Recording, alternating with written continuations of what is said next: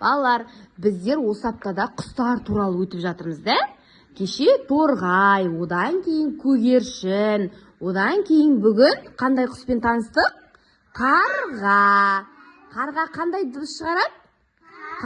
Қар. Дұрыс. Неше қарға санадық?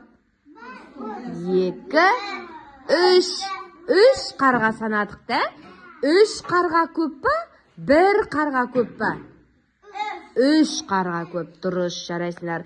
Балалар, қазір қыс мезгілінде теңіз жағасында қандай құс жүр? Аққу. Аққуға біздер не шашамыз? Нан шашамыз. Кім аққуға барып нан берді? Шынымен ба?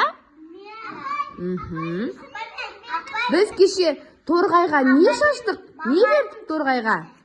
Жем бердік қолымызбен, да? Ойын ойнадық қой торғайға жем шашып, е? Жарайсыңдар. Құстар ұша ма, балалар, жүре ма? Ұшады. Қалай ұшады? Қанатпен? Көрсетіңші. Дұрыс. Біздің балалар күшті ұшады екен. Ақтілек ұшшы. Құс болып ұшшы. Ұш. Алинұр, ұшамыз құс болып.